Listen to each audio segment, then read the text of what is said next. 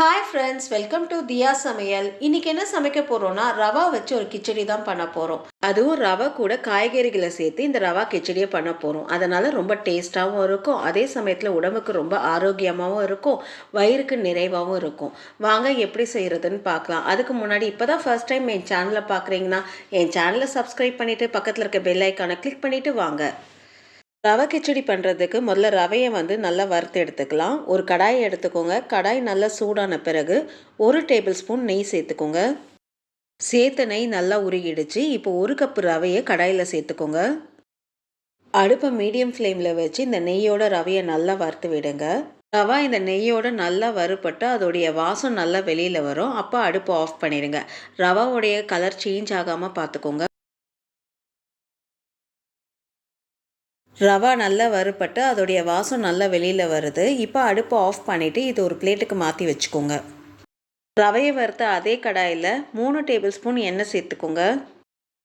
சேர்த்த எண்ணெய் நல்லா சூடாயிடுச்சு. இப்போ 1/4 ஸ்பூன் கடுகு சேர்த்துக்கோங்க.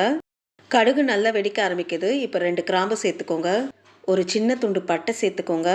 ஒரு பிரிந்தி இலை சேர்த்துக்கோங்க. 1 டேபிள் ஸ்பூன் உளுந்து சேர்த்துக்கோங்க. 1 டேபிள் ஸ்பூன் கடலைப்பருப்பு சேர்த்துக்கோங்க. 5 முழு முந்திரியை உடச்சி எடுத்துருக்கேன், அதை இதில் சேர்த்துக்கோங்க. எல்லாத்தையும் சேர்த்து நல்லா வறுத்து விட்டுக்கோங்க. நம்ம சேர்த்த பருப்பு முந்திரியோடைய கலர் லைட்டாக சேஞ்ச் ஆகிற அளவுக்கு நல்லா வறுத்து விட்டுக்கணும். நம்ம சேர்த்த முந்திரி பருப்போடைய கலர் லைட்டாக சேஞ்ச் ஆகி வருது. இப்போ இதில் ஒரு சின்ன துண்டு இஞ்சி பொடிசாக நறுக்கி எடுத்துருக்கேன், அதை இதில் சேர்த்துக்கோங்க. 4 பச்சை மிளகாவை கீரி எடுத்துருக்கேன், அதையும் இதில் சேர்த்துக்கோங்க. கொஞ்சம் கருவேப்பிலை சேர்த்துக்கோங்க. எல்லாத்தையும் சேர்த்து ஒரு 30 செகண்ட் நல்லா இந்த எண்ணெயில் வறுத்து விட்டுக்கோங்க. 30 செகண்ட் நல்லா வறுத்து விட்டாச்சு. இப்போ இதில் ஒரு பெரிய சைஸ் வெங்காயத்தை நீட்டு வாக்கில் கட் பண்ணி சேர்த்துக்கோங்க. வெங்காயம் நல்லா கண்ணாடி மாதிரி மாறும் தெரியுங்களா, அந்த அளவுக்கு வதக்கி விட்டுக்கோங்க. வெங்காயம் நல்லா டிரான்ஸ்பரண்ட்டாக மாறுற அளவுக்கு வதக்கி விட்டாச்சு. இப்போ இதில் ஒரு மீடியம் சைஸ் தக்காளியை கட் பண்ணி சேர்த்துக்கோங்க. ஒரு 6-7 பீன்ஸை பொடிசாக நறுக்கி சேர்த்துக்கோங்க. ஒரு மீடியம் சைஸு கேரட்டை பொடிசாக நறுக்கி சேர்த்துக்கோங்க. ஒரு சின்ன கப் அளவுக்கு பச்சை பட்டாணியை சேர்த்துக்கோங்க. காயை சேர்த்து நல்லா கிளறி விடுங்க.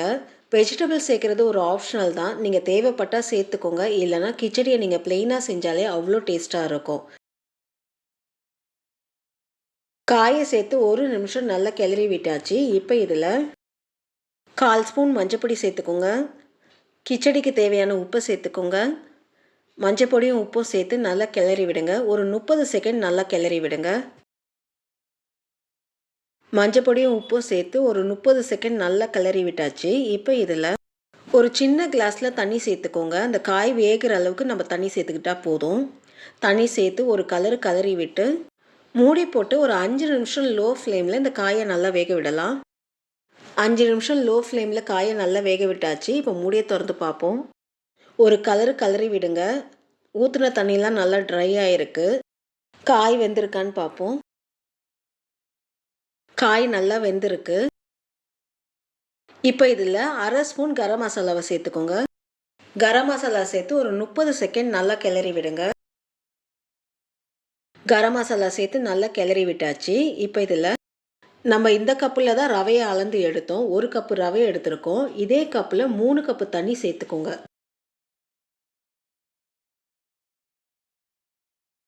தண்ணி சேர்த்து ஒரு கலரி விடுங்க. ஒரு கலரி விட்டு இப்போ இது ஒரு கொதி வரட்டும். தண்ணி நல்லா சலசலன்னு கொதிக்குது. இப்போ இதில் நம்ம வறுத்து வச்ச ரவையை நம்ம சேர்த்துப்போம். ரவையை சேர்க்க நம்ம நல்லா கிண்டி விடணும். அப்படி கிண்டி விடலைன்னா நம்மளுக்கு ரவை கட்டி தட்டிடும். அதனால் நல்லா கிண்டி விடுங்க. ரவையை சேர்த்து நல்லா கிளறி விட்டாச்சு. நம்ம ஊற்றின தண்ணியெல்லாம் அந்த ரவை நல்லா இழுத்துக்குச்சு. இப்போ இதில் 1 டேபிள் ஸ்பூன் நெய்யை மேலே நல்லா ஊற்றி விடுங்க. நெய்யை மேலே ஊற்றி விட்டு மூடி போட்டு ஒரு 3லேருந்து 5 நிமிஷம் லோ ஃப்ளேமில் இதை நல்லா வேக விடலாம். 5 நிமிஷம் லோ ஃப்ளேமில் நல்லா வேக விட்டாச்சு. இப்போ மூடியை திறந்து பார்ப்போம். மூடியை திறக்கும் போது அந்த கிச்சடியோடைய ஃப்ளேவர் அவ்வளோ நல்லா இருக்குது. ஒரு கலரி விடுங்க. ரவா நல்லா வெந்து கிச்சடியோடைய பதம் அவ்வளோ நல்லா வந்திருக்கு. ரொம்ப பேஸ்ட் மாதிரியும் இல்லாமல் ரொம்ப உதிரியாக இல்லாமல் ஒரு மீடியம் பதத்துக்கு கிச்சடி ரெடி ஆகிருக்கு. கடைசியாக கொஞ்சம் கொத்தமல்லி தூவி ஒரு கலரி அடுப்பு ஆஃப் பண்ணிடுங்க. ரொம்ப டேஸ்டான ரவா கிச்சடி செஞ்சாச்சு. இந்த வீடியோ உங்களுக்கு பிடிச்சிருந்தா லைக் பண்ணுங்க, ஷேர் பண்ணுங்க, அப்படியே உங்களுடைய கருத்துக்களை எனக்கு கமெண்ட் பண்ணுங்க. மறக்காம என் சேனலை சப்ஸ்கிரைப் பண்ணுங்க.